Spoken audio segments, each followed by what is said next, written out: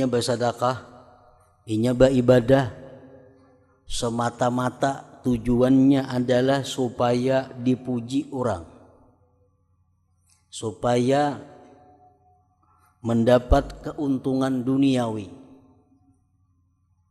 semata-mata itu, kada ada yang lainnya, maka ia menghadapi kebinasaan. Maka orang ini akan binasa. Bapahala kada, digantiakan Tuhan kada nang disedekahkan itu, dan di akhirat dia mendapat siksa. Siksa karena riyaknya itu. Barang siapa yang penggeraknya itu semata-mata riya, maka ia menghadapi kebinasaan. Jadi ada dua yang kita ketahui dengan jelas. Kalau kita beribadah semata-mata karena Allah, mendekatkan diri kepada Allah, selamat, beruntung, bahagia. Kalau kita beribadah semata-mata karena riya, semata-mata karena dunia, tidak ada yang lain, binasa. Nah, ada hal-hal yang kada jelas apabila dalam satu ibadah itu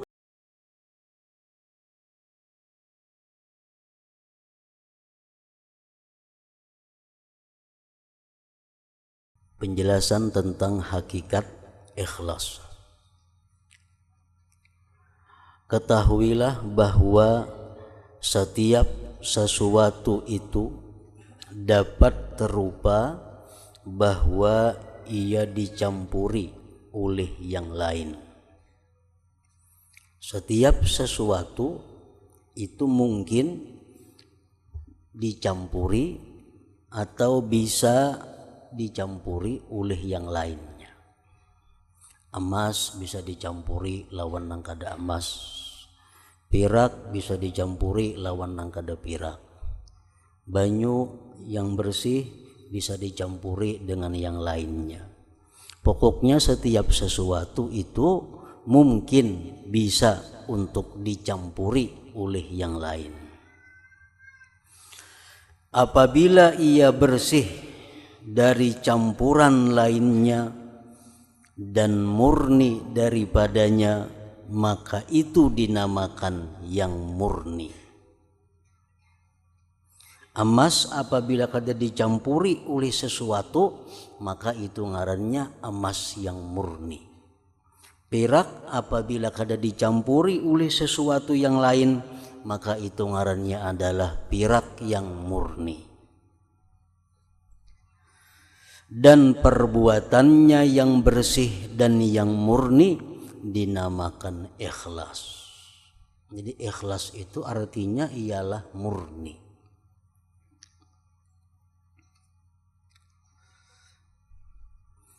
Sesuatu yang tidak ada campuran selain daripada sesuatu itu, maka dinamakan murni atau ikhlas. Allah Ta'ala berfirman, min baini parthi wa damil labanan khalisan sa'igan lisyaribin.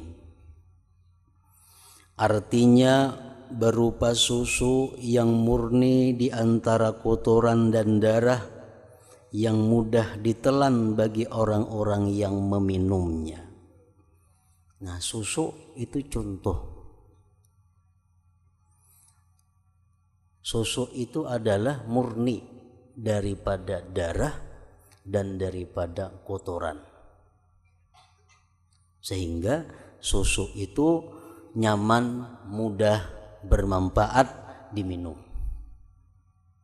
Kalau susu itu sudah bercampur darah atau susu itu bercampur kotoran, maka susu itu jadi kada murni lagi. Bila susu itu kada murni lagi, bercampur darah atau kotoran, maka kada mudah diminum dan bisa memudaratkan, membahayakan kepada yang meminumnya itu. Sesungguhnya kemurnian susu adalah bahwa tidak ada padanya campuran daripada darah dan kotoran dan dari setiap apa yang mungkin bercampur dengannya.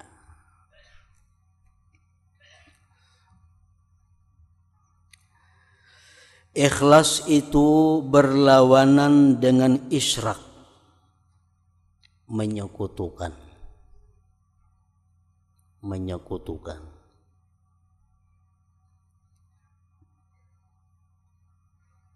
Murni lawanannya adalah bersekutu, bercampur.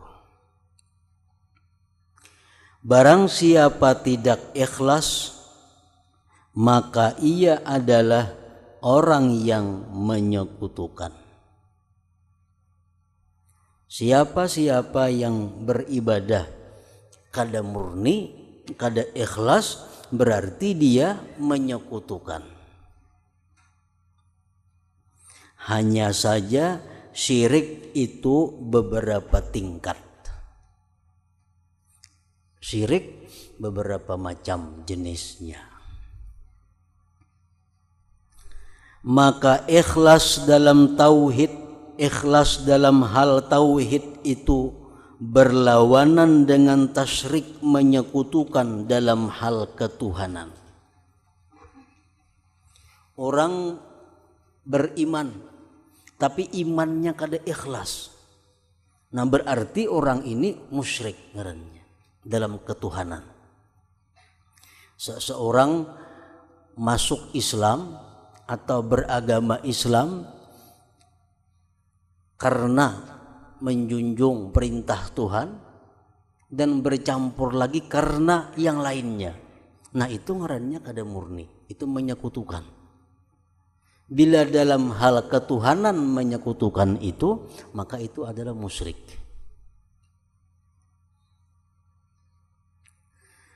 Dan syirik itu sebagiannya tersembunyi. Ada syirik khafi, syirik yang tersembunyi. Dan sebagiannya lagi jelas, syirik yang jali, yang nampak. Begitu pula ikhlas.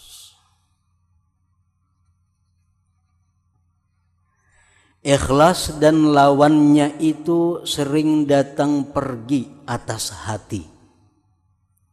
Maka tempatnya adalah hati.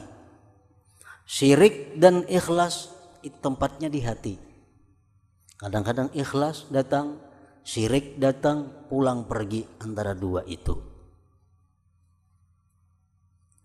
Dan sesungguhnya demikian itu pada maksud dan niat. Ikhlas, syirik itu pada niat, pada maksud. Dan telah disebutkan hakikat niat. Dan bahwa niat itu kembali pada memenuhi panggilan pendorong-pendorong.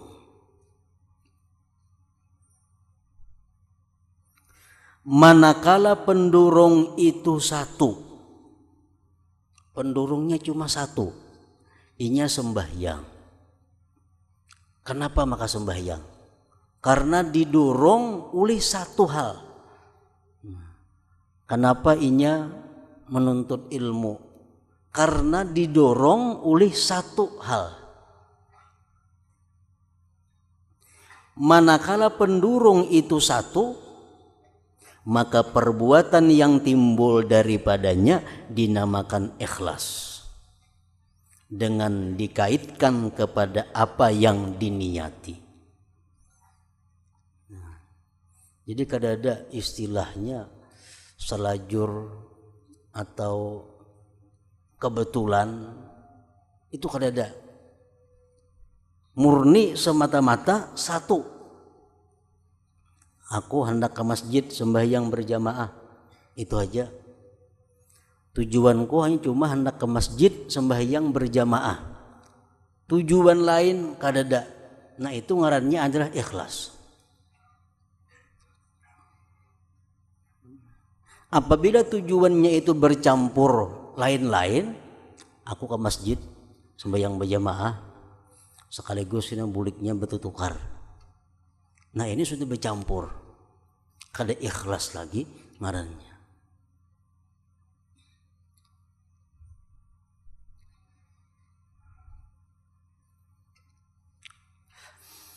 Maka barang siapa bersedekah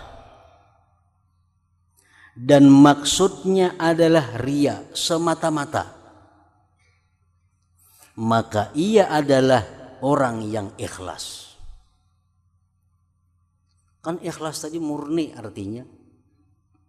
Inya ini bersedekah semata-mata tujuannya supaya dipuji orang, tujuan lain kadada. Ini ikhlas juga ngarannya, murni juga ngarannya, murni riyanya. Kada bercampur dengan lain-lain. Maka barang siapa bersedekah dan maksudnya adalah riya semata-mata, maka ia adalah orang yang ikhlas. Dan barang siapa yang maksudnya adalah mendekatkan diri kepada Allah semata-mata, maka ia adalah orang yang ikhlas. Murni juga ngarannya. Tetapi kebiasaan itu berlaku dengan mengkhususkan nama ikhlas dengan maksud semata-mata mendekatkan diri kepada Allah dari semua campuran. Nah, itu sudah jadi adat, sudah jadi istilah. Bila ikhlas itu tujuannya adalah murni semata-mata mendekatkan diri kepada Allah. Padahal kalau dari segi bahasa, ikhlas itu artinya murni. Nang kada baik murni ikhlas juga, nang baik murni ikhlas juga. Itu dari segi bahasa, kata-kata bahasa Arab ikhlas. Nah, dalam istilah agama, ikhlas itu hanya dipakaikan untuk sesuatu yang murni mendekatkan diri kepada Allah Subhanahu wa taala, tidak bercampur dengan yang lain-lain.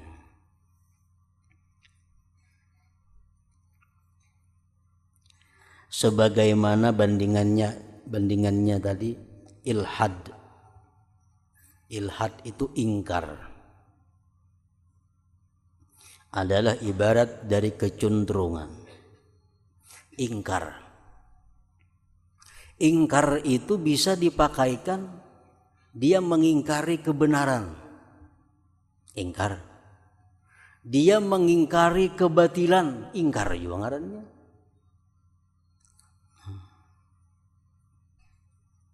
Baik yang diingkarinya itu kebenaran atau yang diingkarinya itu kebatilan, ingkar ngarannya.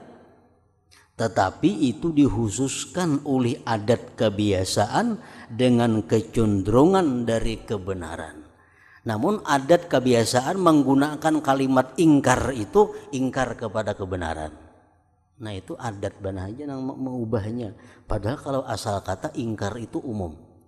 Orang mengingkari kejahatan, ingkar juga ngarannya. Orang mengingkari kebaikan, ingkar juga. Tapi oleh adat kebiasaan dipakai ingkar itu biasa mengingkari kebenaran.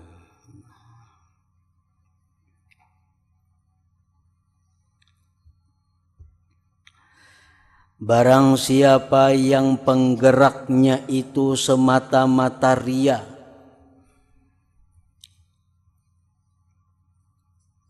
inya bersedekah, inya beribadah, semata-mata tujuannya adalah supaya dipuji orang, supaya mendapat keuntungan duniawi.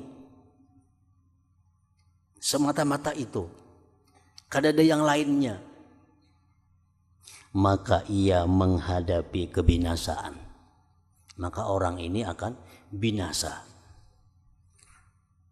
Bapahala kada, digantiakan Tuhan kada, nang disedekahkan itu, dan di akhirat dia mendapat siksa. Siksa karena riyanya itu. Barang siapa yang penggeraknya itu semata-mata riya, maka ia menghadapi kebinasaan. Jadi ada dua yang kita ketahui dengan jelas. Kalau kita beribadah semata-mata karena Allah, mendekatkan diri kepada Allah, selamat, beruntung, bahagia. Kalau kita beribadah semata-mata karena ria, semata-mata karena dunia, tidak ada yang lain, binasa. Nah, ada hal-hal yang kada jelas apabila dalam satu ibadah itu bercampur antara ria dan karena Allah. Nah, itu yang jadi masalah kaina.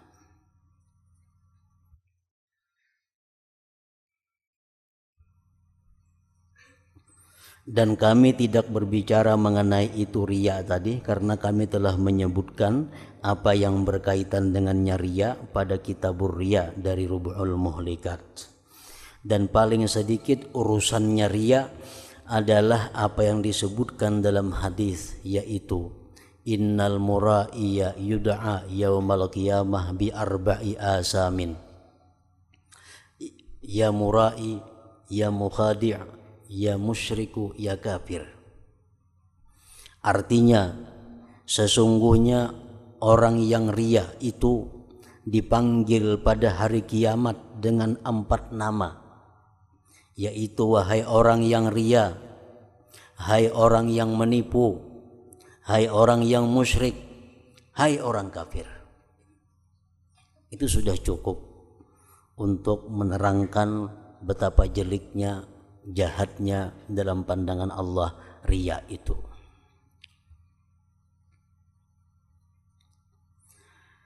Sesungguhnya kami membicarakan sekarang tentang orang yang terbangkit, terdorong untuk tujuan mendekatkan diri, tetapi pendorong ini bercampur dengan pendorong yang lain. Ada kalanya dari ria campurannya, atau dari lainnya daripada bagian-bagian nafsu. Nah, ini yang dibahas dalam masalah ini, yang bercampur dalam satu perbuatan ibadah. Inya bersedekah mengharapkan pahala dari Allah Subhanahu wa taala ada, mengharapkan pujian orang ada.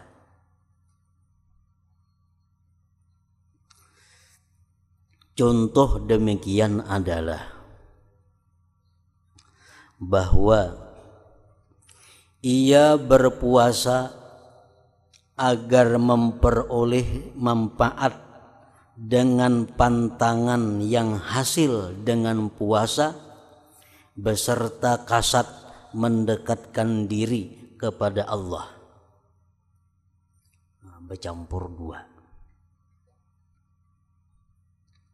Ini ke dokter mengobati satu penyakit. Ujar dokter, ikam kaina isuk puasa. Kaina habis ikam puasa, datang ke tempat aku, hendak memeriksa kayak apa darah ikam, kayak apa asam urat ikam, kayak apa gula ikam, kayak apa kolesterol ikam. Puasa dulu isuk kena puasa dulu isuk sampai sekian jam, 10 jam, 11 jam puasa, hanya ikam ke sini.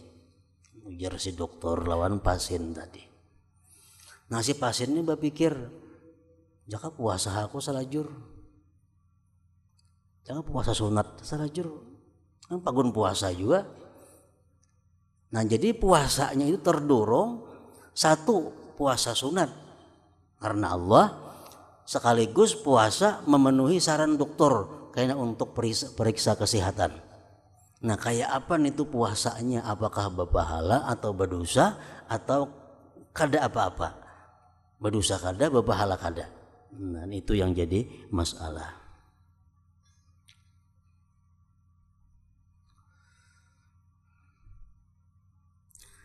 Atau contoh yang bercampur lagi, atau ia memerdekakan budak agar ia dapat terlepas dari ongkosnya dan kejelikan budi pekertinya.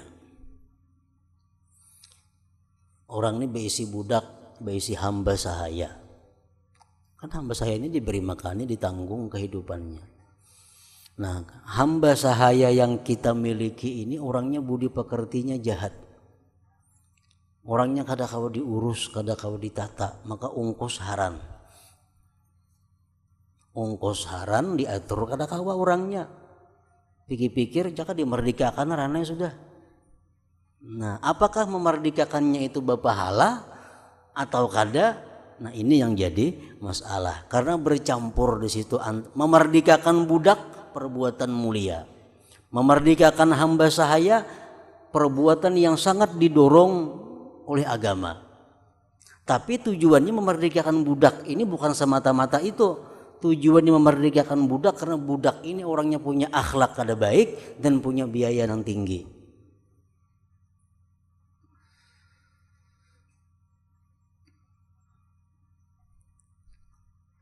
Nah, apakah berpahala memerdekakan budak seperti itu?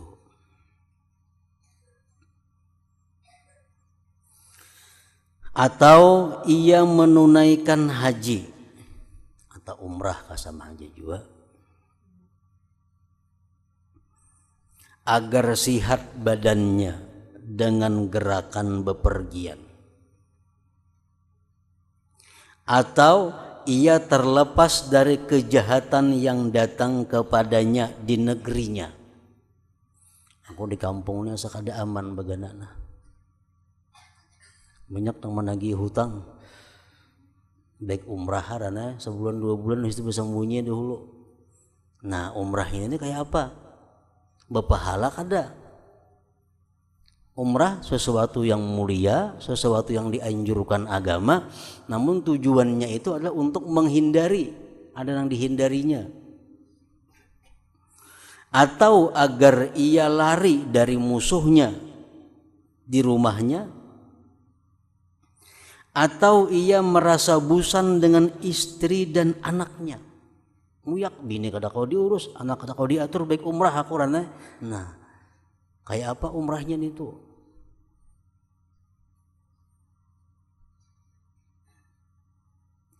Atau dari kesibukan yang dihadapinya, lalu ia bermaksud istirahat daripadanya beberapa hari. Sibuk setiap hari, pulang bulik ke toko, pulang bulik ke kantor, muyak sudah. Nah, istirahat dulu bawa umrah. Nah, istirahat dulu bawa naik haji. Nah, kayak apa naik hajinya itu? Apa kata masuk ikhlas atau kada? Karena dua tujuan. Satu, untuk menghilangkan kepenatan berusaha hari-hari. Dua, tujuannya untuk ibadah haji atau umrah tadi. Atau agar ia berperang dan agar ia membiasakannya dan mempelajari sebab-sebabnya dan mampu dengan demikian itu menyiapkan tentara-tentara dan membawanya. Orang berperang fisabilillah, hendak umpat juga berperang. Bagus umpat berperang itu fisabilillah.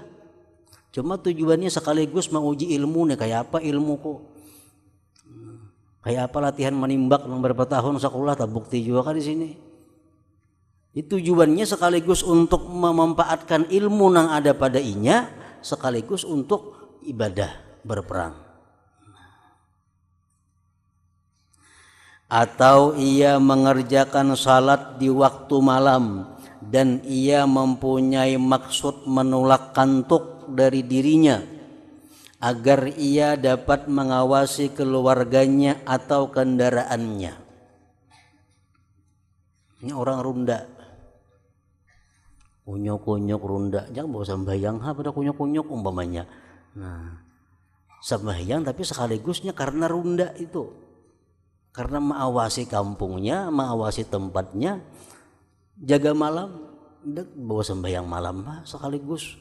Nah, apakah sembahyang malam itu berpahala atau kada? Bila kada rundanya pernah kada sembahyang malam kada, jaga runda benham ini.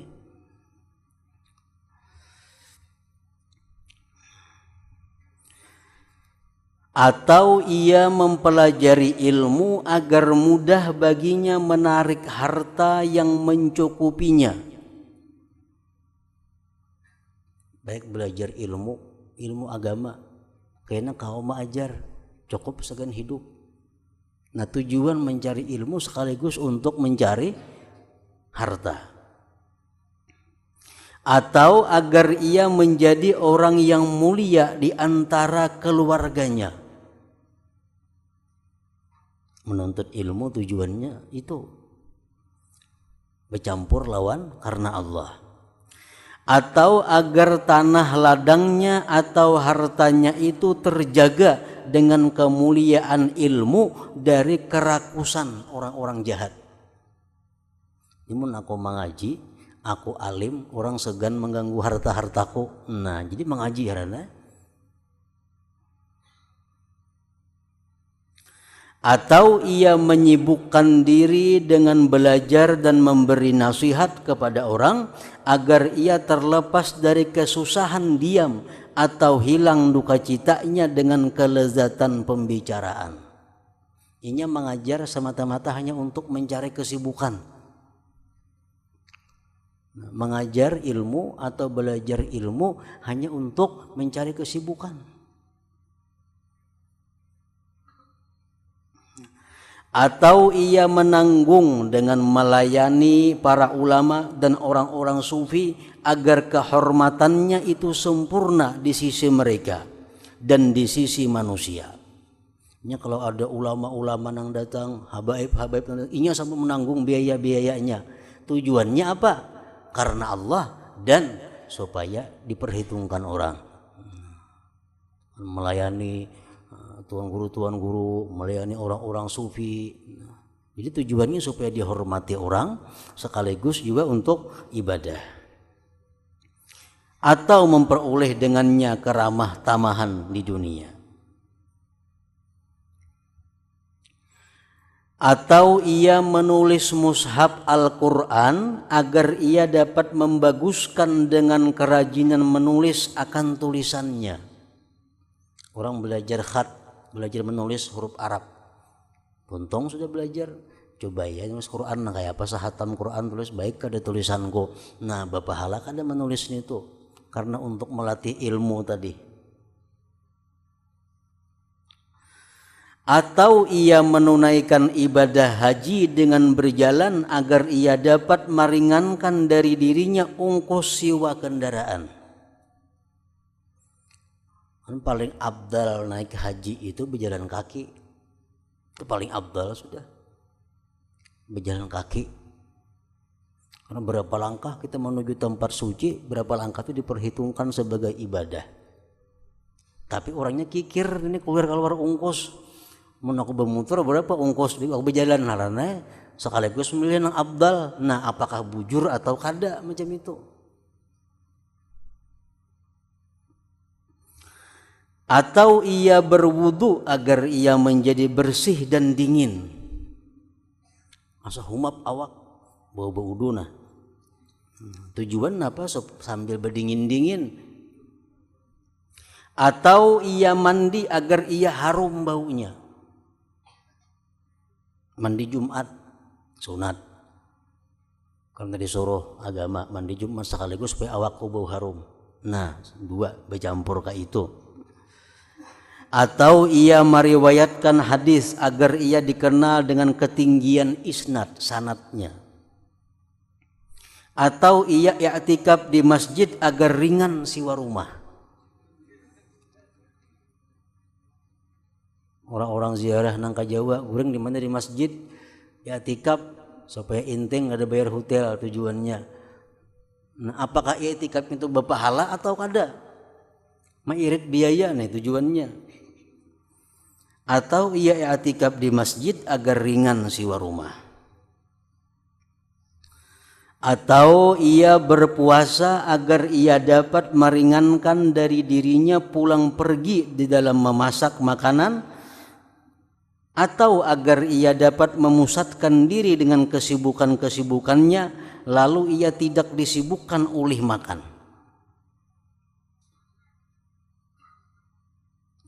Atau ia bersedekah kepada peminta-peminta agar ia dapat memutuskan kesangatannya dalam meminta dari dirinya.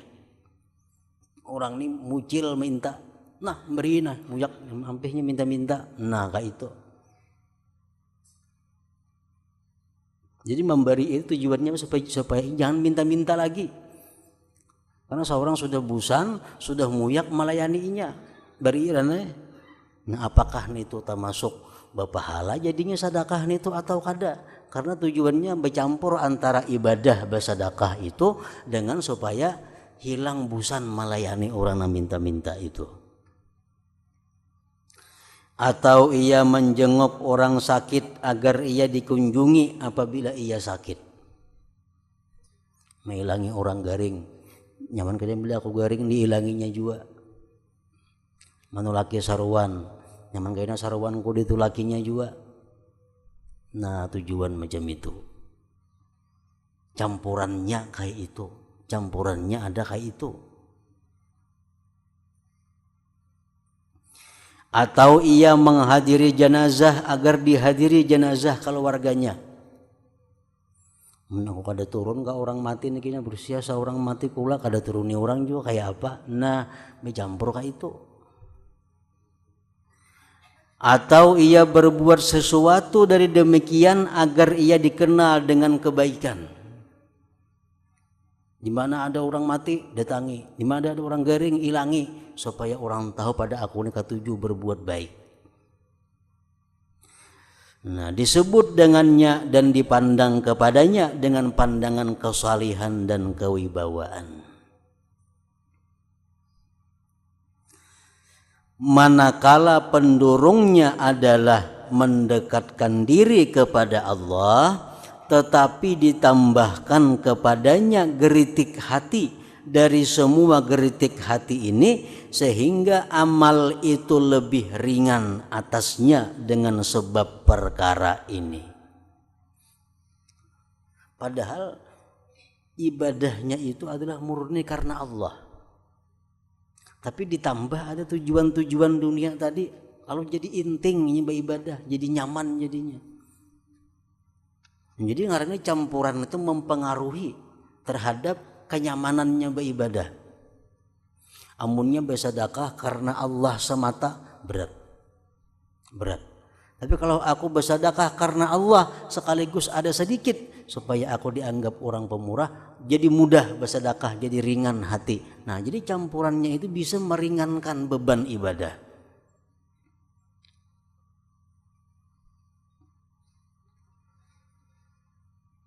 Sehingga amal itu lebih ringan atasnya dengan sebab perkara ini.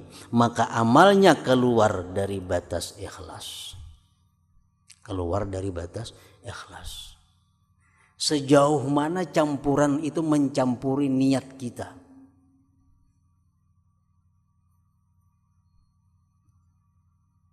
Bila bercampur sedikit saja sudah kada ikhlas lagi ngarannya.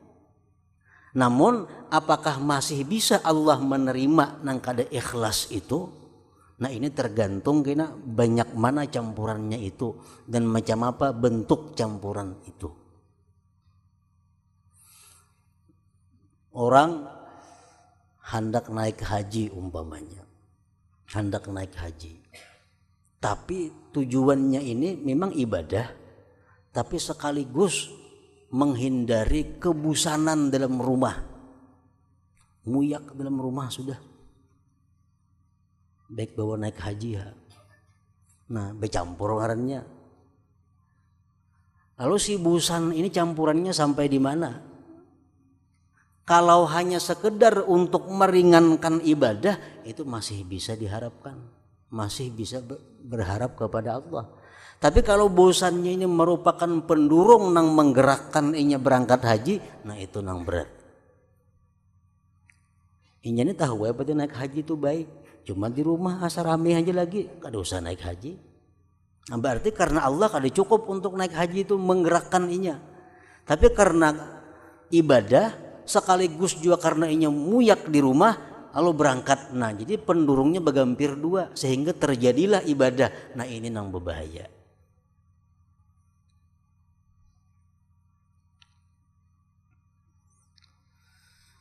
Manakala pendorongnya adalah mendekatkan diri kepada Allah, tetapi ditambahkan kepadanya geritik hati dari semua geritik hati ini, sehingga amal itu lebih ringan atasnya dengan sebab perkara ini, maka amalnya keluar dari batas ikhlas dan keluar dari bahwa amal itu murni karena zat Allah Ta'ala dan syirik berjalan kepadanya. Allah Ta'ala berfirman dalam hadis qudsi, ana agna syuraka anis syarikah. Artinya aku adalah paling tidak perlu di antara para penyekutu dari persekutuan. Artinya Allah kadang akan menghiraukan amal-amal yang ada sekutu-sekutu itu. Allah kadang menghiraukan amal ibadah yang bercampur-campur itu. Allah hanya perlu membutuhkan kemurnian kita agar bisa ibadah itu diterima di sisinya. Nah, jadi berpikir benar, maka hendak melakukan ibadah itu apakah murni karena Allah atau kada, atau murni karena Allah cuma ada campuran dikit kah? Nah, jadi berpikir bujur. Kayaknya ada hadis mengatakan at-ta'anni minallah, perlahan itu daripada Allah. Termasuk gunanya perlahan itu adalah memikirkan sebelum ibadah itu apa niatnya ibadah ini, bujur-bujur apa kada. Jakanya ria ini kada berpahala kurang lebih ini berdosa masalahnya. Ria bukan hanya kada berpahala tapi berdosa, dipanggil Allah kena wahai penipu, wahai orang kafir, wahai orang musyrik di hari kiamat. Manusia bertalian erat pada keuntungan-keuntungannya.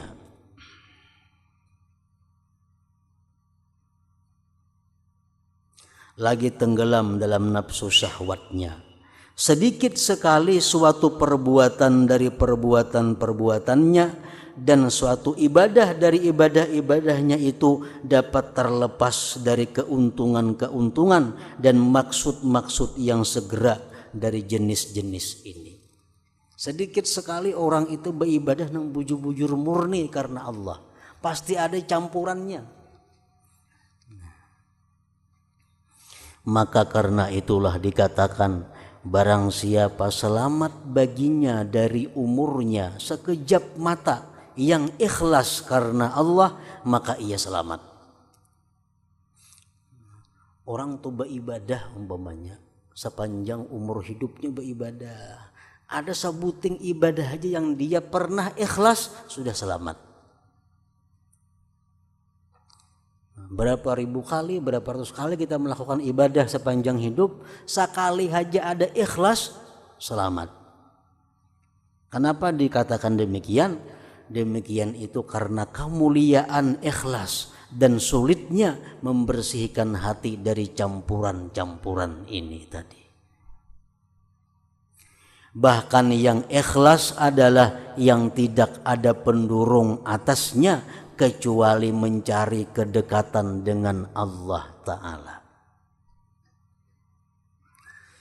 Dan keuntungan-keuntungan ini kalau ia menjadi pendorong satu-satunya, maka tidak tersembunyi kesulitan perkara itu atas orang yang melakukannya. Kalau pendorongnya murni karena Allah, jelas nyaman hukumnya. Pendorongnya semata-mata bukan karena Allah, nyaman kita menghukumkannya, riya itu. Sesungguhnya kami memperhatikan pada suatu yang apabila maksudnya yang pokok adalah mendekatkan diri kepada Allah Ta'ala dan ditambahkan kepadanya perkara-perkara ini. Nah, ini yang jadi pikiran, jadi masalah kita. Pokok kita ibadah karena Allah. Pokok kita naik haji umrah karena Allah. Pokok kita bersedekah karena Allah. Tapi ada campuran-campurannya di belakang itu. Kemudian campuran-campuran ini ada kalanya berada dalam tingkatan muwafaqah, mencucuki, atau pada tingkat musyarakah, bersekutu, atau pada tingkat muawanah, membantu, sebagaimana telah terdahulu keterangannya pada niat. Nah, campuran itu ada hanya sekedar muafakah, sekadar kebetulan. Aku naik haji, aku ke Makkah tujuanku utamanya adalah umrah atau naik haji, itu yang utama. Cuma kebetulan di Makkah itu ada berisi kula-kula, sekaligus saya silaturahmi. Nah, itu kebetulan benar aja. Jangan ada kula di Makkah tetap naik haji juga inya. Nah, itu muafakah ngarannya. Nah, ada tingkat musyarakah. Nah, musyarakah ini bersekutu. Karena di Makkah ini ada kula, ada anak, ada minanto, ada cucu, sekaligus umrah. Nah, jadi tujuan berangkat dua, umrah sekaligus melihati anak cucu kayak apa di sana. Nah, ini bersekutu pendurungnya. Nah, ini jadi masalah ini. Atau pada tingkat muawanah, tingkat menolong. Di Makkah ada anak cucu, nya umrah, nya naik haji. Tetap naik haji. Walaupun kalau ada anak tetapnya naik haji juga, cuma berat naik hajinya. Karena ada anak jadi rajin. Nah, itu benar aja. Berat lawan ringannya itu, nah itu muawanah. Sebagaimana telah terdahulu keterangannya pada niat. Secara jumlah ada kalanya bahwa pendorong yang dinisbahkan kepada nafsu itu seperti pendorong keagamaan atau lebih kuat atau lebih lemah daripadanya. Tergantung mana kuatnya tadi kina.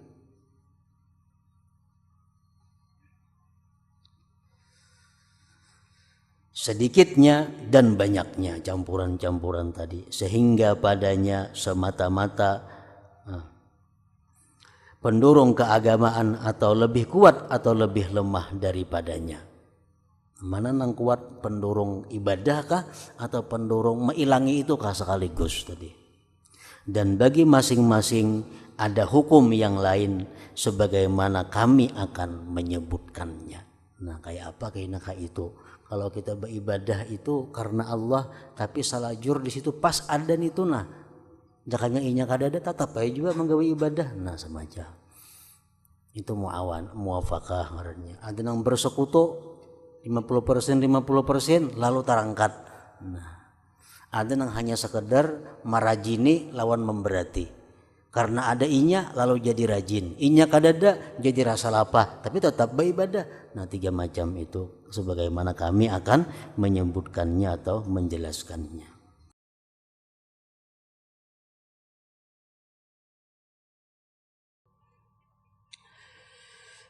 Adapun ikhlas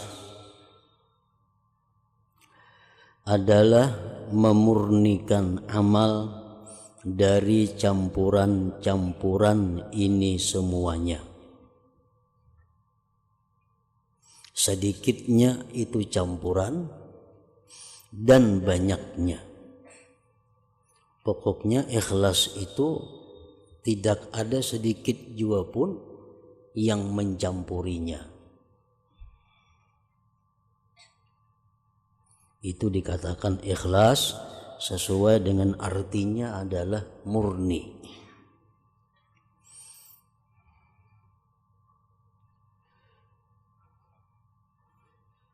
Sehingga padanya semata-mata tujuan mendekatkan diri kepada Allah Ta'ala, maka tidak ada padanya pendurung selainnya daripada takarrub kepada Allah Subhanahu wa Ta'ala.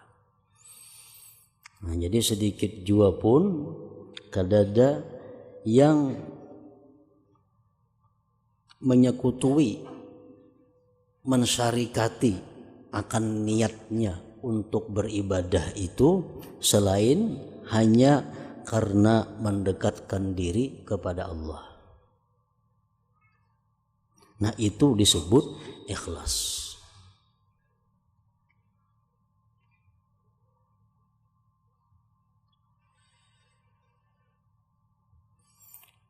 Para ulama mengatakan iradatullah fil a'malis salihah sittatu aqsam. Menghendaki Allah dalam beramal salih itu ada 6 macam. Artinya apabila kita beramal saleh, tujuan kita, motivasi kita beramal saleh itu karena salah satu di antara yang 6 ini, maka itu masih bisa disebut karena Allah.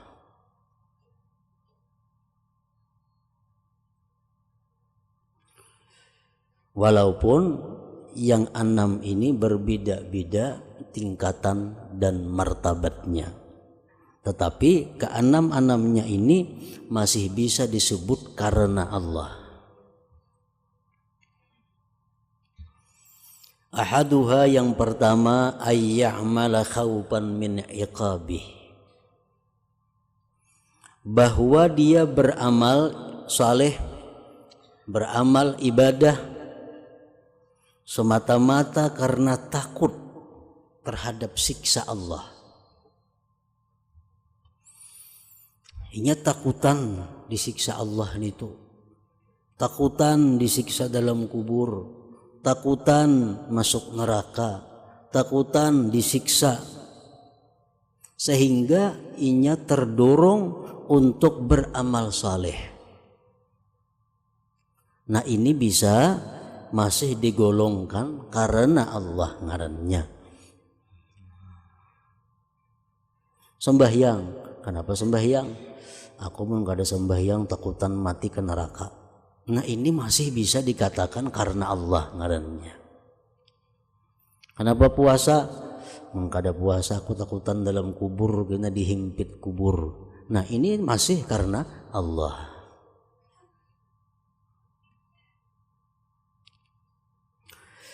Asani, yang kedua, ayya'mala tama'an li sawabihi, bahwa dia beramal salih itu karena kepingin bagi balasan Allah.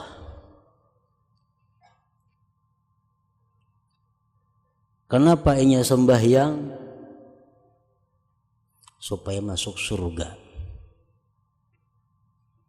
Kenapa hakun bersedekah? Karena Allah mengatakan setiap sedekah dilipat gandakan pahalanya 10 kali lipat. Kenapa hakun menuntut ilmu?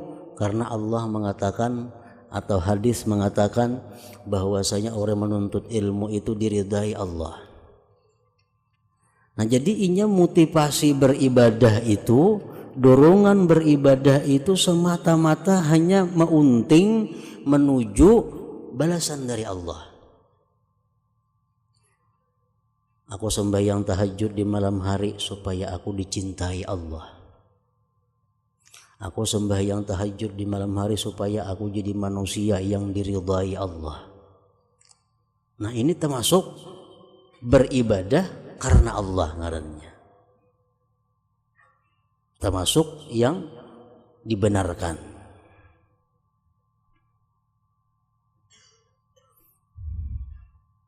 Kenapa takwa kepada Allah? Kenapa selalu berbuat baik, selalu menjauhi perbuatan maksiat? Karena aku ingin menjadi hamba yang diridhai Allah. Nah, itu masih karena Allah ngarannya.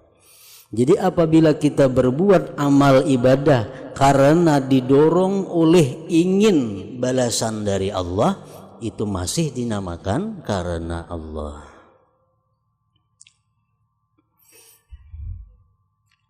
Asalisu, yang ketiga, ayya'mala haya'an minhu, bahwa dia beribadah, beramal saleh karena malu daripada Allah.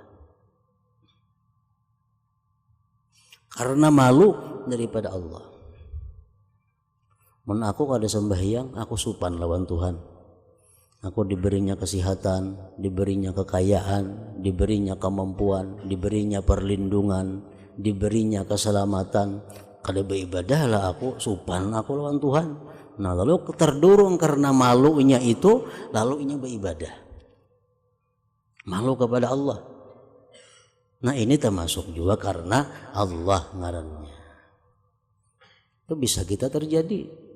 Kita menolong orang, supan namun kada menolong, karena seorang pernah ditolongnya. Nah, itu kan karena supan. Kita menghadiri saruan orang supan, kita kada menghadiri karena ingin suah menghadiri saruanku karena supan. Nah kalau supannya itu karena kepada Allah, malunya kepada Allah, itu sesuatu hal yang baik, sesuatu hal yang masih dikatakan karena Allah ngarannya. Kenapa aku bersusah payah beribadah? Karena aku malu lawan Allah mun kada beribadah. Malu kepada Allah kalau kada takwa, malu kepada Allah kalau aku kada sembahyang. Nah itu bagus. Nomor 3 itu. Ar-rabi'u yang keempat, ayya'mala hubban wa wudda. Ada orang yang beramal ibadah itu karena terdorong cinta. Ia cinta lawan Allah, sehingga apa yang disuruh Allah dikerjakannya, apa yang dilarang Allah ditinggalkannya, karena cinta lawan Allah. Jadi perbuatan ibadahnya itu dilakukan karena semata-mata cinta.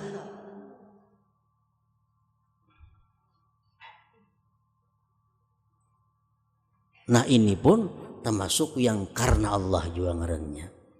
Ini termasuk yang baik juga ngarannya.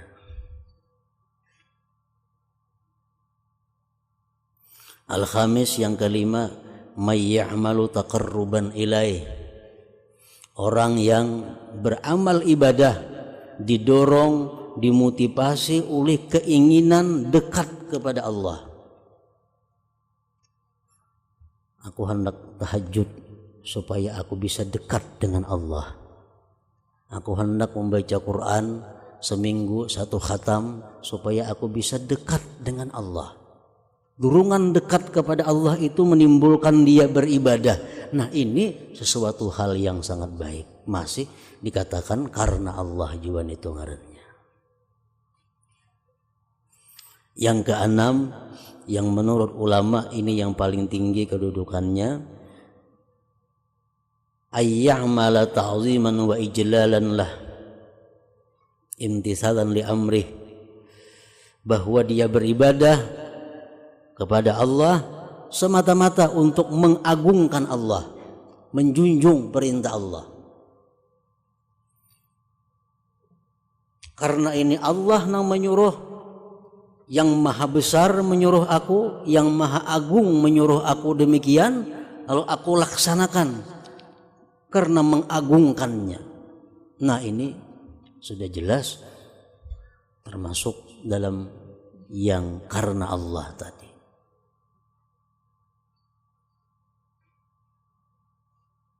Ini kada tahu dicintai Allah kah? Kada kah? Masuk ke neraka kah? Masuk ke surga kah? Kada jadi soal. Pokoknya aku beribadah ini semata-mata mengagungkan Allah, menjunjung perintah Allah.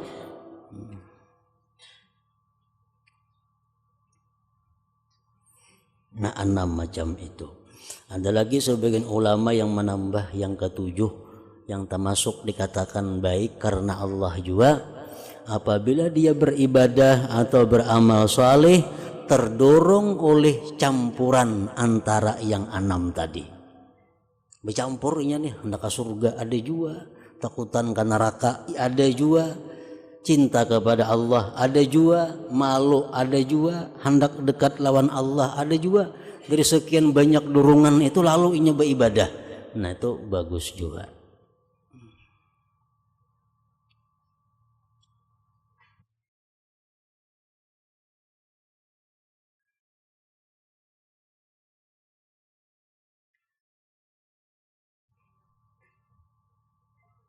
Jadi ikhlas itu banyak tingkatan dan martabatnya.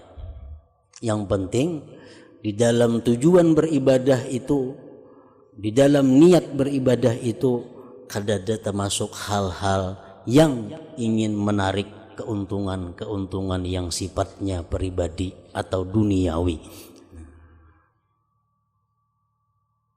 Kalau kita beribadah, beramal saleh terdorong oleh untuk mendapatkan kepentingan-kepentingan ukhrawi, itu masih baik.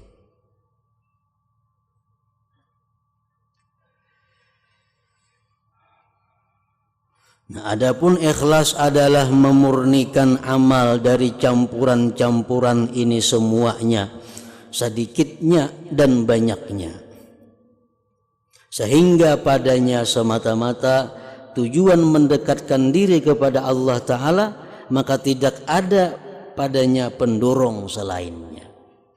Inya beribadah semata-mata untuk membesarkan Allah, tidak ada campuran lain. Ikhlas.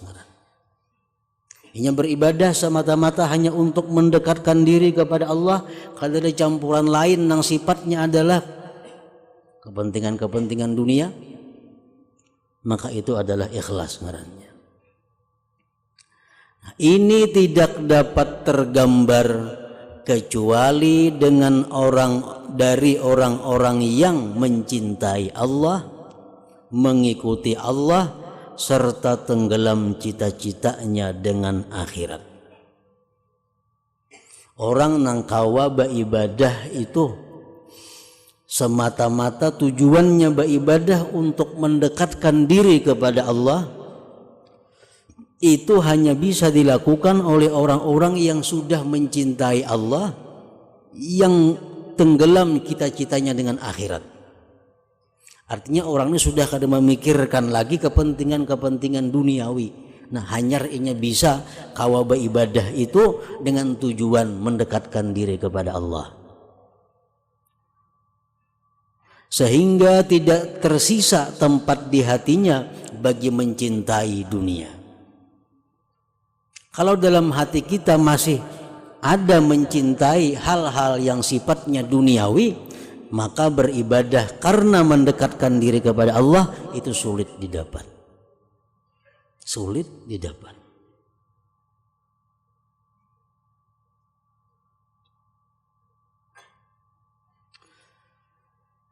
Nah, jadi orang yang ikhlas, orang-orang yang beribadah hanya niatnya itu mengagungkan Allah, menjunjung perintah Allah, itu bisa terlaksana ikhlas seperti itu kalau di hatinya sudah tidak ada tersisa tempat bagi mencintai dunia, sehingga ia tidak suka makan dan minum. Bahkan ia kada suka dengan makan dan minum. Bahkan keinginannya pada makan dan minum itu seperti keinginannya pada qadha hajat. Inya makan lawan minum itu sama lawan qadha hajat.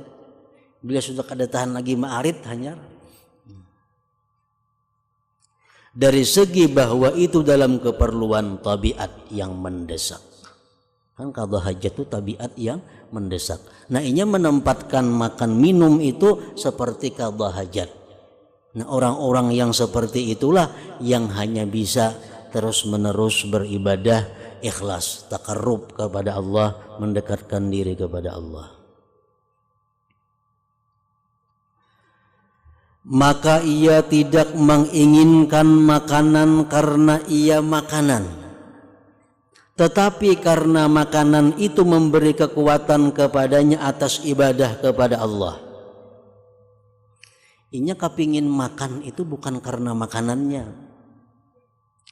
tapi inya kepingin makan itu karena makanan ini dianggapnya menguatkan dirinya untuk ibadah. Maka itu tujuannya.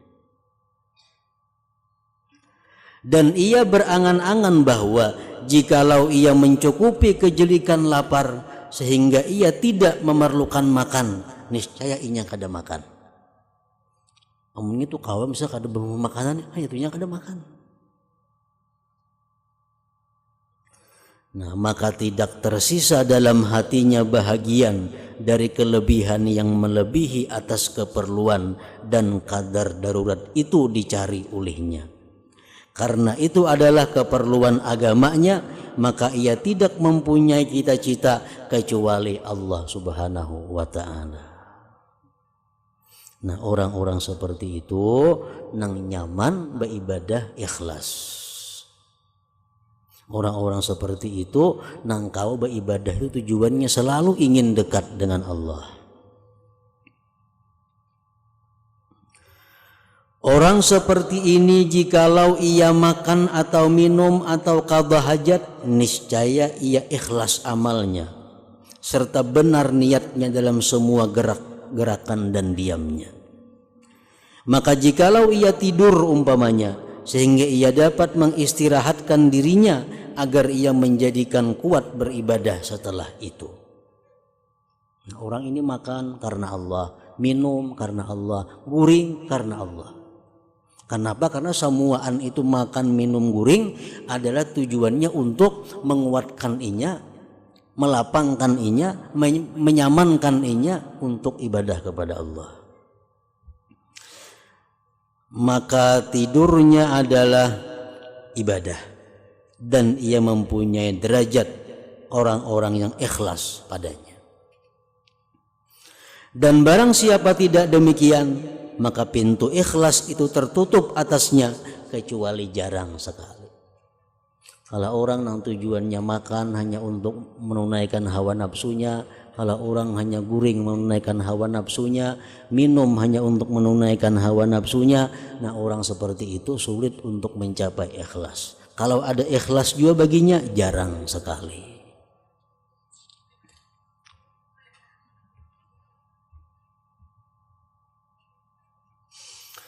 Dan sebagaimana barang siapa dikuasai oleh cinta kepada Allah dan cinta kepada akhirat, maka gerakan-gerakannya yang menjadi kebiasaan itu mengusahakan sifat cita-citanya dan itu menjadi ikhlas.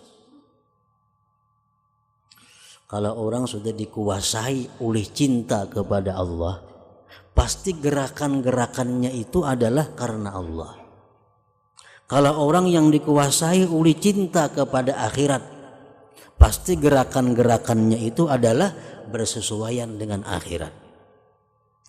Maka orang yang dikuasai atas dirinya oleh dunia, ketinggian, kepemimpinan, dan secara keseluruhan selain Allah, maka semua gerakannya yang menjadi kebinasaan itu mengusahakan sifat-sifat tersebut. Kalau orang yang cinta kepada dunia, gerakan-gerakannya pasti ujung-ujungnya adalah duniawi.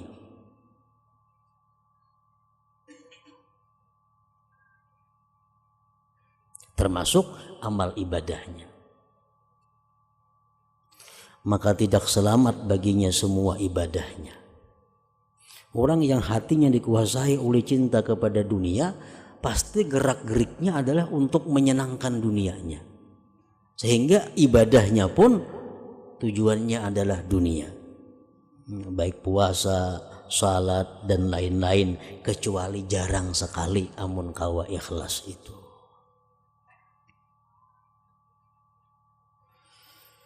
Jadi pengobatan ikhlas adalah menghancurkan keuntungan-keuntungan nafsu, kepentingan-kepentingan nafsu. Itu intinya adalah ikhlas itu. Memutuskan kerakusan dari dunia dan semata-mata untuk akhirat. Sekira-kira demikian itu kuat atas hati, maka ketika itu menjadi mudah ikhlas. Kalau orang kepingin hendak lawan surga, hatinya dikuasai cinta kepada surga, apapun amal perbuatannya pasti supaya ke surga. Itu sudah jelas. Orang tuh kepingin benar hendak masuk surga, hatinya dikuasai oleh masuk surga. Nah, amal perbuatan apapun yang dikerjakannya pasti tujuannya supaya masuk surga. Nah, itu masih baik. Nah, orang yang hatinya sudah dikuasai mencintai Allah, apapun perbuatannya di dalam dunia ini pasti tujuannya adalah supaya dicintai oleh Allah. Nah, orang yang hatinya dikuasai oleh mencintai dunia, amal perbuatannya pun supaya dapat keuntungan-keuntungan dunia. Baik itu sembahyang, baik itu puasa, baik itu membaca Quran, terus tujuannya adalah kepentingan-kepentingan dunia. Banyak sekali amal perbuatan yang manusia bersusah payah padanya, dan ia menduga bahwa amal itu ikhlas karena zat Allah, dan sebenarnya ia tertipu padanya karena ia tidak melihat segi penyakit padanya. Orang beribadah siang malam dikira pas sudah, dikira sudah bagus, cuma karena belum tak uji, belum diuji kada tahu apakah bujur atau kada. Nah begitu diuji hanya ketahuan, oh ternyata yang sekian lama itu adalah kurang bujur, kurang pas. Sebagaimana diceritakan dari sebagian mereka ulama bahwa ia berkata, saya mengerjakan salat 30 tahun yang saya melakukannya di masjid pada saf pertama. 30 tahun orang sembahyang berjamaah tiap waktu dan di saf pertama. Padahal 40 hari itu sudah selamat daripada nifak, selamat daripada api neraka. 40 hari sembahyang berjamaah, ini 30 tahun. 30 tahun Yazidin aku sembahyang berjamaah di masjid setiap hari di saf pertama. Karena saya terlambat pada suatu hari karena suatu halangan, lalu saya melakukan salat di saf kedua. Satu hari ada kesibukan nang kada kawa dihindari, terlambat ke masjid, pas saf pertama sudah hibak, tinggal saf kedua. Maka saya ditimpa oleh perasaan malu kepada manusia. Begitu sembahyang di saf nang kedua timbul rasa supan lawan orang nih, karena kebiasaan sembahyang di saf pertama, di mana mereka melihatku pada saf kedua, timbul supan. Nah maka saya tahu bahwa pandangan manusia kepadaku pada saf pertama adalah kesukaanku dan sebab kesenangan hatiku di mana saya tidak merasakannya. Dulu kada sadar, dikira saf pertama itu aku sembahyang mengharap keridaan Allah, padahal nyatanya kada, nyatanya adalah untuk kesenanganku, untuk kebahagiaanku. Buktinya begitu aku sembahyang di saf kedua, aku merasa sedih, merasa malu dilihat orang sembahyang di saf kedua. Nah ini begitu teruji hanya ketahuan bahwa ternyata yang dahulu itu adalah kurang bujur.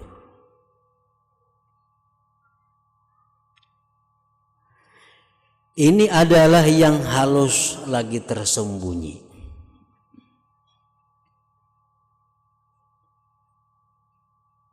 Nah jadi kalau orang sembahyang kayak tadi, ini ketujuh di saf pertama, tapi di saf pertama tuh kada karena Allah ini, supaya dianggap orang apa, supaya dianggap orang rajin, sembahyang di saf pertama aja. Nah kalau macam itu caranya, oleh para ulama dijelaskan bahwa orang ini kehilangan pahala saf pertama. Dia kada dapat pahala, tapi pahala berjamaah, pahala sembahyang tetap utuh, kada mengganggu ke situ. Kada mengganggu ke situ karena ini hanya saf pertamanya aja yang jadi masalah. Kan sembahyang saf pertama tuh ganal pahalanya, dapat doa Rasulullah. Cuma ini sembahyang saf pertamanya ada tujuan-tujuan lain. Sembahyang saf pertama terus, cuma kada ikhlas. Sembahyangnya ikhlas, berjamaahnya ikhlas, saf pertamanya ini nang kada ikhlas, nah saf pertamanya ini nang kada berpahala. Masalah berjamaahnya, sembahyang fardunya itu kada mengganggu ke situ.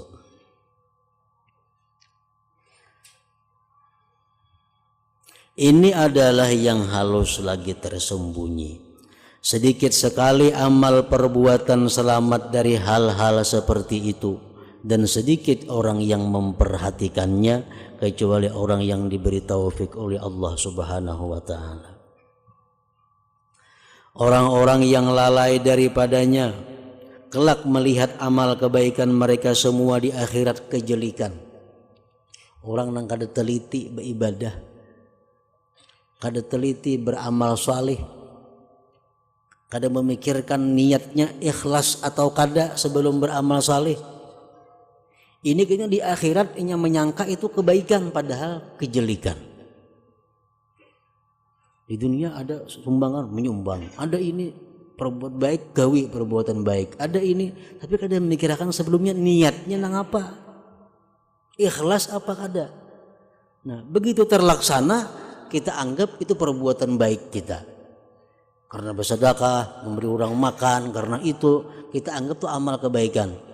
Ternyata di akhirat kaina itu menjadi satu kejelikan karena dilakukan tanpa ikhlas, tanpa karena Allah Subhanahu wa taala.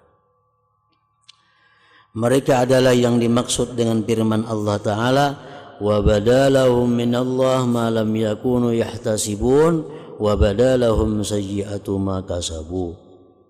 Artinya, dan jelaslah bagi mereka azab dari Allah yang belum pernah mereka perkirakan, dan jelaslah bagi mereka akibat buruk dari apa yang telah mereka perbuat. Kadang menyangka bahwa memberi makan orang itu ternyata jadi musibah.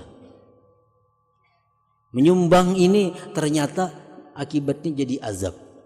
Disangka amal kebaikan, tapi karena kada ikhlas, kada karena Allah waktu melaksanakannya itu jadi kejahatan.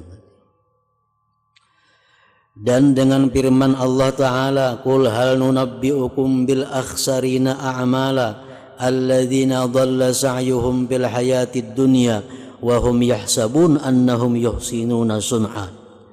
Artinya, katakanlah, apakah kami beritahukan kepadamu tentang orang-orang yang paling rugi perbuatannya, yaitu orang-orang yang sia-sia perbuatannya dalam kehidupan dunia ini, sedangkan mereka menyangka bahwa mereka berbuat sebaik-baiknya. Dikira beramal saleh, menolong orang mati-matian, membantu orang mati-matian, dikira perbuatan saleh, perbuatan kebaikan. Ternyata kada jadi apa-apa, bahkan jadi mudarat.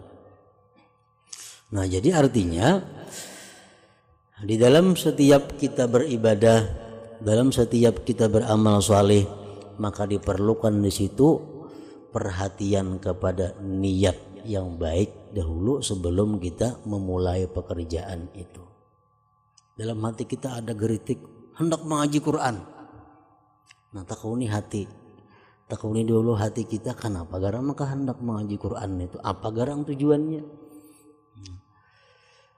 Dalam hati kita ada geritik hendak menyumbang takuni dulu hati, nah apa garang niatnya menyumbang itu, kenapa garang maka hendak menyumbang, apa karena Allah atau kada. Nah bila kada karena Allah, kada jadi napa-napa, duit habis, pahalanya kada ada, barangkali azabnya ada.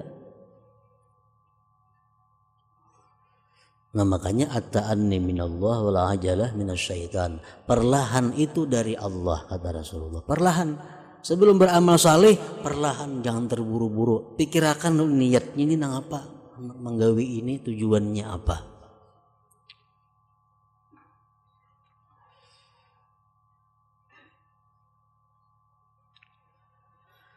Makhluk yang paling berat menghadapi cobaan ini adalah para ulama.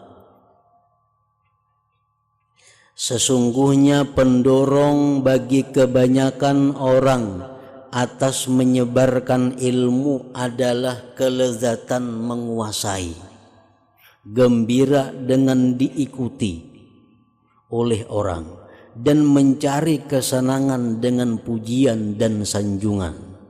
Nah ini kebanyakan tujuan orang-orang yang bertablik menyampaikan ilmu agama itu. Dia terdorong, kalau aku sudah bisa menyampaikan ilmu agama, aku akan dapat ini. Terdorong itu. Dan syaitan mengacaukan demikian atas mereka, dan ia berkata, jar syaitan, di waktu kita hendak menyampaikan ilmu, nah kalau aku mengajar, kalau aku menyampaikan ilmu, aku akan dipuji orang, aku akan disanjung orang, aku akan diikuti orang. Syaitan menambahkan, ujar syaitan membisiki, tujuan kamu adalah menyebarkan agama Allah dan perjuangan demi agama Allah yang disyariatkan oleh Rasulullah sallallahu alaihi wasallam. Syaitan menambahi campuran niat itu.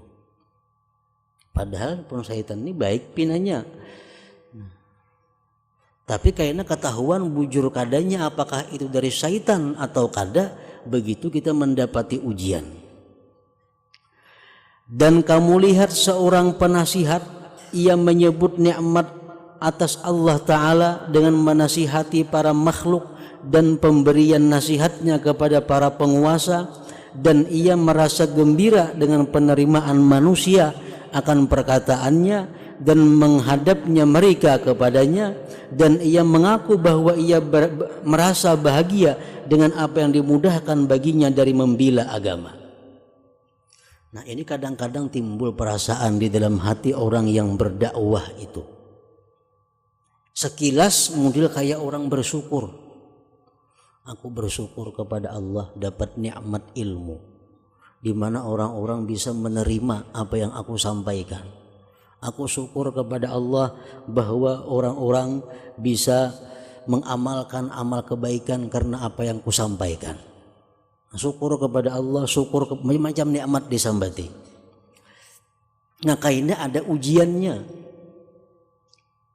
Dan jikalau tampak daripada teman-temannya orang yang lebih baik pemberian nasihatnya daripadanya, dan manusia berpaling daripadanya, dan mereka datang kepadanya teman, niscaya demikian itu menyakitkannya dan menyedihkannya. Karena satu saat timbul datang kawan kita. Nah, kawan kita ini lebih alim daripada kita, lebih fasih penyampaiannya, lebih baik perkataannya, sehingga orang ampih kepada kita ke tempat kawan kita itu menuntut ilmu. Nah, di saat itu apakah bujur kita bersyukur atau kada tadi? Jikalau pendurungnya adalah agama, niscaya ia bersyukur kepada Allah Ta'ala karena ia telah dicukupkan oleh Allah Ta'ala akan kepentingan ini dengan orang lain. Kalau inya ikhlas, inya bersyukur. Nah, sekarang sudah ada kawanku yang lebih daripada aku menyampaikan ilmu agama. Sekarang ada kawan lebih alim daripada aku. Nah, baik inya aja unyuk ada usaha aku berdakwah. Nah, kayak itu mestinya.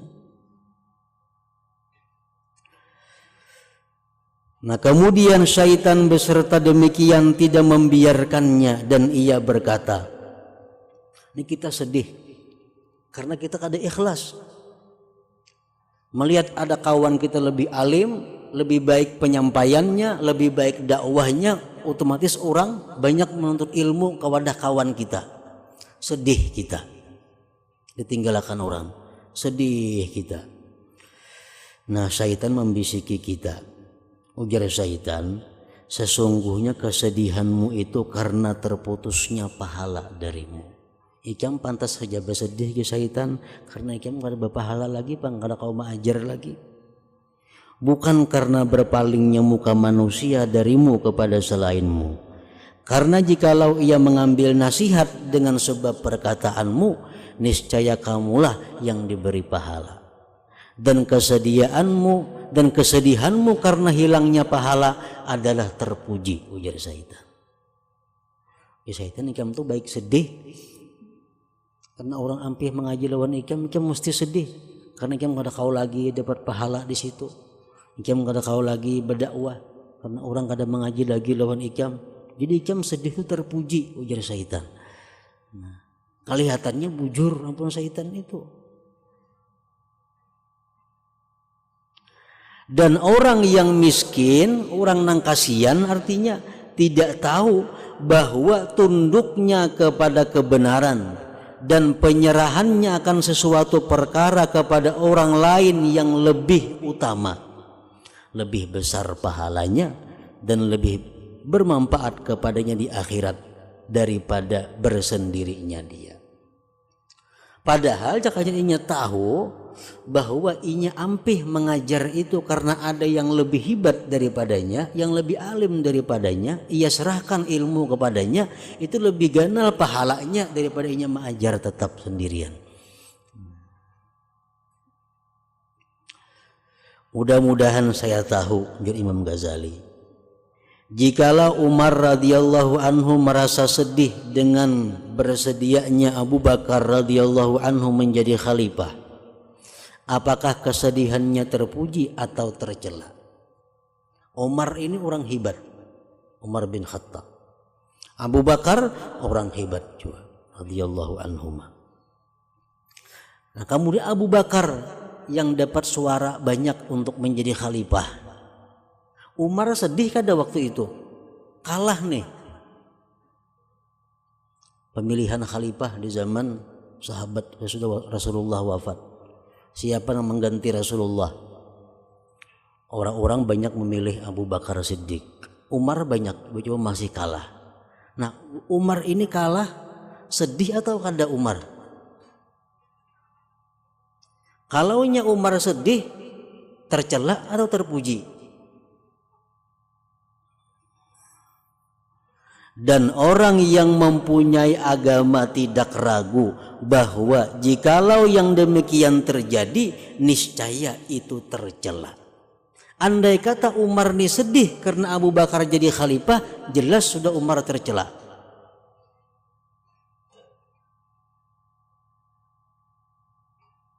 Kenapa tercela? Karena memang lebih hebat Abu Bakar daripada Umar itu. Segala-galanya lebih hebat Abu Bakar daripada Umar. Buktinya Nabi sembahyang jadi imam, sidin uzur, nyuruh Abu Bakar mengganti Nabi. Jakanya hebat Umar, Umar suruh Nabi mengganti sidin jadi imam.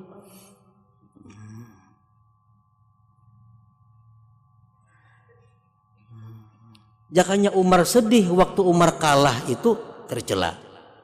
Karena tunduknya kepada kebenaran dan menyerahkannya akan suatu perkara kepada orang yang lebih baik daripadanya, itu lebih bermanfaat dalam agama daripada menanggungnya dengan kemaslahatan makhluk beserta pahala yang besar padanya. Kalau ada orang yang lebih daripada kita serahkan ke sana memimpin. Nah, pahala kita menyerahkan itu lebih besar daripada pahala kita memimpin. Kalau ada orang yang lebih baik daripada kita. Tetapi Umar radhiyallahu anhu, begitu orang memilih Abu Bakar menang, Umar merasa gembira dengan bersendirinya orang yang berhak daripadanya dengan suatu perkara. Umar kada sedih. Nah, maka mengapa para ulama tidak merasa gembira dengan hal yang seperti demikian? Kita mengajar ini, kita berdakwah ini, kita memberikan ilmu ini, tahu-tahu ada orang lain yang lebih pada kita. Kenapa kita kada gembira? Bahkan dengki kadang-kadang. Itu menunjukkan bahwa inya mengajar itu kada ikhlas, kada karena Allah. Jakanya inya mengajar itu karena ikhlas, ingin mendekatkan diri kepada Allah, begitu ada orang yang lebih daripada inya serahkan kepada orang tersebut. Dan kadang-kadang sebagian orang yang berilmu tertipu dengan tipu daya syaitan. Lalu ia mengatakan kepada dirinya bahwa jikalau tampak orang yang lebih utama daripadanya dengan suatu perkara, niscaya ia merasa gembira dengannya. Dan pemberitahuannya dengan demikian dari dirinya sebelum percobaan dan ujian adalah semata-mata kebutaan, semata-mata kebodohan dan tipu daya. Sesungguhnya nafsu itu mudah terikat dengan janji dengan hal-hal yang seperti demikian sebelum turunnya suatu perkara. Kemudian perkara itu menipunya. Waktu belum ada nang timbul nyaman haji bersuara. Aku negena, muni ada nang harat pada aku, nang alim pada aku istirahat majar. Itu bersuara nyaman aja, belum ada timbul lagi ujiannya. Nah, karena begitu ada timbul ujiannya, di situ nang kada mampu nafsu menerimanya. Maka ia berubah dan kembali dan tidak memenuhi janji. Demikian itu tidak diketahui kecuali oleh orang yang mengetahui tipu daya syaitan dan nafsu. dan lamalah kesibukannya dengan mengujinya itu. Maka mengetahui hakikat ikhlas dan beramal dengan ikhlas itu adalah lautan yang dalam, di mana semua orang tenggelam di dalamnya kecuali orang yang sedikit, lagi jarang, dan orang yang satu lagi tunggal. Dan itulah yang dikecualikan dalam firman Allah Ta'ala, illa ibadaka minhumul mukhlasin. Artinya kecuali hamba-hambamu di antara mereka yang ikhlas, yang syaitan tidak akan bisa mengganggunya atau menipunya. Maka hendaklah seorang hamba itu kuat pencarian dan pengintaian terhadap hal-hal yang halus ini. Kita beribadah, kita teliti bujur ibadah kita itu. Kalau ada masih tertinggal sisa-sisa ria, tertinggal sisa-sisa menyekutukan Allah, nah kalau itu masih ada, kita bersihi dahulu sebelum kita melakukan apa amal ibadah yang akan dilakukan. Maka hendaklah seorang hamba itu kuat pencarian dan pengintaian terhadap hal-hal yang halus ini. Kalau tidak, niscaya ia dihubungkan dengan pengikut-pengikut syaitan sedangkan ia tidak tahu.